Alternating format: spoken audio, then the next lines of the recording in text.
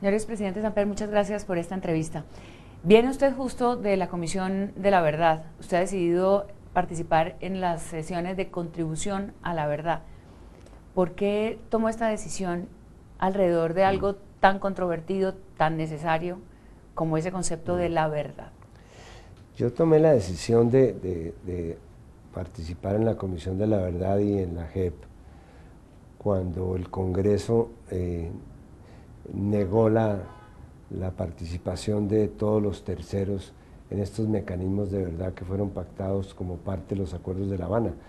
A mí me parece absolutamente increíble que una persona que ha tenido, como hemos tenido los expresidentes, los que hemos sido presidentes, responsabilidades de Estado, que nos da acceso a unas circunstancias, a una información, a unas verdades, no participemos o nos abstengamos de participar simplemente a construir un relato veraz sobre lo que pasó en este país en 50 años de conflicto.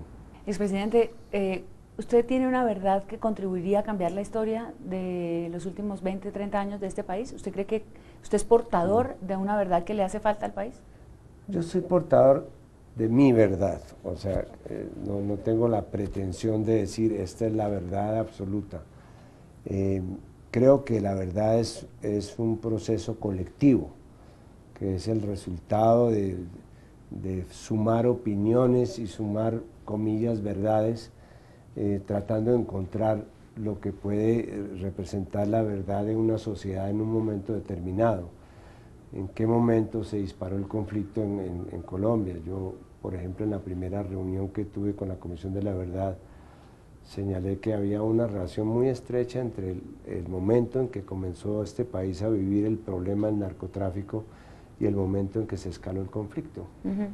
Es claro que a finales de los años 60 el problema de la droga no era un problema grave en este país, lo fue cuando Nixon declaró que era un problema de seguridad nacional, se volvió un gran negocio el tema del narcotráfico y nosotros nos involucramos en eso, y el narcotráfico tiene una dialéctica que es plata o plomo, o corrompe o mata, y nosotros en Colombia vivimos los dos escenarios, y creo que ese aporte, o por lo menos esa percepción que yo logré construir después de haber sido presidente y senador y ministro, puede ser útil.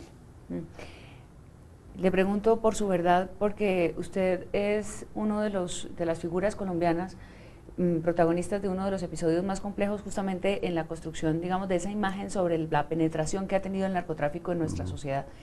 Del proceso 8000, de su gobierno, ¿hay verdades sobre eso nuevas que el país realmente pueda conocer o es un poco más de lo mismo?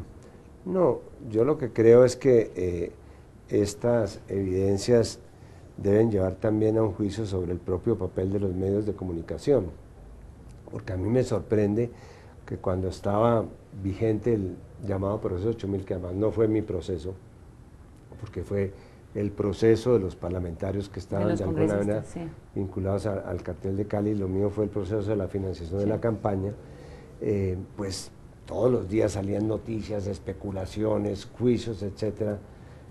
Se demoró mucho más en llegar la justicia, y cuando la justicia estableció la verdad que he presentado hoy, y es que me robaron la campaña, y los administradores de la campaña diseñaron un mecanismo diabólico por medio del cual ellos se quedaban con los recursos limpios que estábamos consiguiendo en Nueva York o en Estados Unidos, y mientras tanto ellos metían los pesos del cartel de Cali por otra ventanilla, haciéndonos pensar a todos los que estábamos en la campaña que simplemente lo que estaban haciendo era trayendo la plata que se había conseguido en Nueva York. Fue una especie de lavadero de pesos que montaron. ¿Fue una operación de lavado? Una operación de lavado, pero no de dólares, sino de pesos. Porque metían los pesos del cartel y se quedaban con los dólares afuera. Y nosotros pensábamos que lo que estaban haciendo era monetizando los dólares y entrándolos. Esa operación impidió que, entre otras cosas, quienes estábamos en la campaña, no solamente yo, sino quienes me acompañaban, no nos diéramos cuenta de que por debajo lo que había era una operación criminal para sacarse los dineros de la campaña. Eso se vino a saber 3 años después de que comenzaron estos problemas, y finalmente hubo una decisión de la Corte en el año 2007.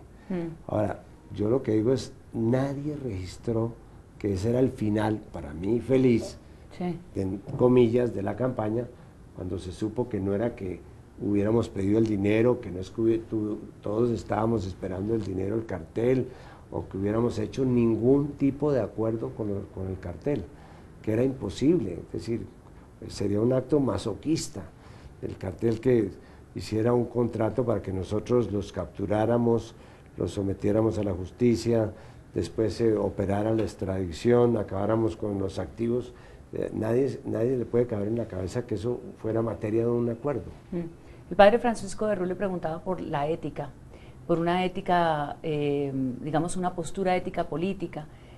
La famosa frase que usted pronunció en su momento era: esto fue a mis espaldas, es un poco lo que me está contando. Sí. Pero hay otra frase de su gobierno que es: aquí estoy y aquí me quedo. Sí. Hoy, en honor a la verdad, con todos los años que han pasado, ¿cuál es esa reflexión ética que le plantea la Comisión de la Verdad hoy? No, yo lo que le dije al padre de Rú, y lo creo sinceramente, es que mi posición ética es la verdad. O sea, nunca le mentí a la gente cuando le dije que no sabía, no lo hice por estrategia. Me arrepiento y lamento muchísimo no haberlo sabido antes. Yo hubiera querido saber inmediatamente lo que pasó en la campaña. Hubiera podido manejar mucho más fácilmente la situación. Pero lamentablemente solamente hasta el momento en que habló Botero y nos pusimos a reconstruir la contabilidad de la campaña, aporte por aporte, nos dimos cuenta de que nos habían robado la campaña. Y en ese momento fue cuando yo reconocí si efectivamente ingresaron dineros a la campaña, y lo lamento muchísimo. Y haber comprobado que le robaron la campaña, pero que usted estaba en el poder por esa misma campaña, ¿no le significaba un interrogante, decir, no puedo seguir frente al gobierno, Bueno, no puedo lo primero seguir frente es a la que presidencia? no era la primera campaña que era infiltrada, y no es que mal de muchos sea, sino que también la otra campaña que estaba en mi gobierno, también, con la cual competí, la de Pastrana, también fue infiltrada, y también había circunstancias que podían ser igualmente comprometedoras. Así es. Y lo otro es que si uno se pone a mirar contablemente, sacaron más dinero del que entró. O sea que en términos económicos eso no hizo la diferencia en los resultados. Tuvimos menos dinero del que hubiéramos tenido si no hubieran realizado esa operación. O sea, ¿usted cree que los votos que lo eligieron eran votos limpios, legítimos, y que la plata del narcotráfico no hizo la diferencia? Por supuesto, porque si uno se pone a comparar lo que entró y lo que se llevaron, inclusive nos quedamos con un déficit. De tal manera que no fue la plata lo que hizo la diferencia entre una campaña y la otra. Y eso a mí me tranquiliza de alguna manera. Y lo otro, que también dejé claro esta mañana, es que no hubo ningún tipo de acuerdo. No hubo ningún tipo de acuerdo y no lo podía ¿Qué haber. es lo que subyace de una eventual financiación? Es yo pago para tener un favor, pues para Imagínese tener quién un va a hacer beneficio. un acuerdo de poner una plata para que lo capturen, lo metan en una cárcel y lo extraditen. ¿Quién iba a hacer un acuerdo para eso? ¿Qué hubiera pasado si usted renuncia? Yo ese tema también lo pensé mucho. Yo tenía todo el abanico de posibilidades. Cuando me di cuenta de que mi renuncia no era una solución, porque era simplemente cambiar el eje de la polarización, y que los que me estaban atacando subieran y los que me estaban apoyando se quedaran abajo tumbando a los que habían llegado, dije, no es una salida, la renuncia no era una salida. El papel de las fuerzas militares y el ejército especialmente ha sido fundamental en esta narración. Hoy en día, ¿cuál es su valoración de lo que hicieron los militares que estaban en la cúpula militar de esa época? Bueno, aparecieron militares, de alguna manera la tesis fundamental es que sobre el proceso 8000 se comenzó a montar un proceso conspirativo que tenía 3 niveles, unos conspiradores sociales, que eran conspiradores de cóctel y personas inofensivas, digamos, o conspiradores que estaban en el otro lado de la orilla política, unos conspiradores ideológicos que ya comenzaron a tomar decisiones y a hacer proyectos que eran francamente peligrosos, estaban como en el filo de la navaja.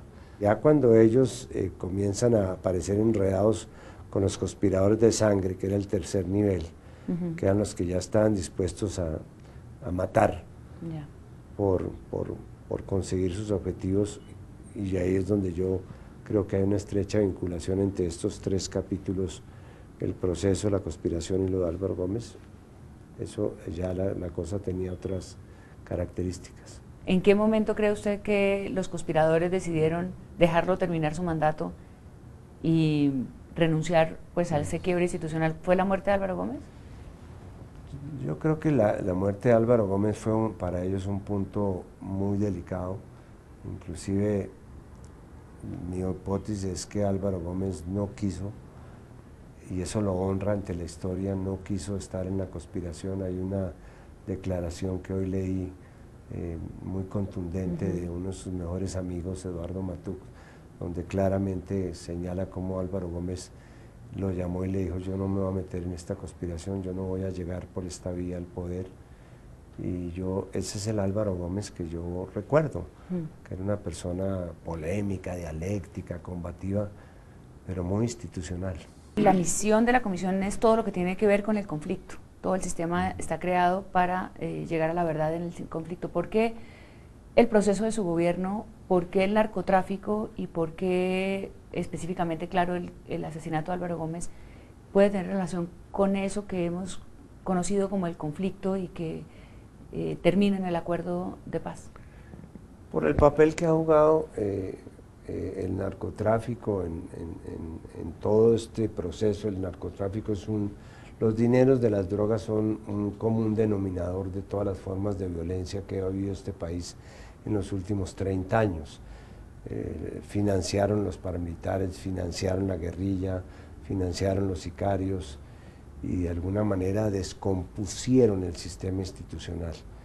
Y a través de la corrupción y a través del terrorismo, pues de alguna manera debilitaron el Estado de Derecho. ¿Usted confía en que con esta contribución que usted ha hecho hoy, esa especie de mantra que se ha generado es tapemos y tapemos y tapemos para sostenerse las tesis, digamos, que han impedido llegar a la verdad, a la justicia, en casos como el de su gobierno o en casos como el del mismo conflicto, puede llegar a acabarse? Es decir, ¿vamos a llegar al final del tapen que es tan común en nuestro lenguaje?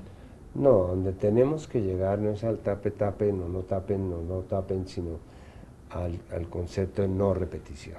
Y yo espero que estos episodios de verdad, como lo dije hoy, yo no los menciono para inculpar a nadie ni para señalar responsabilidades, que no es mi función, para eso existen autoridades, sino para no cometer el error que mencionaba Einstein, relacionándolo con la forma más loca de locura, que es pensar que haciendo siempre lo mismo vamos a conseguir resultados distintos.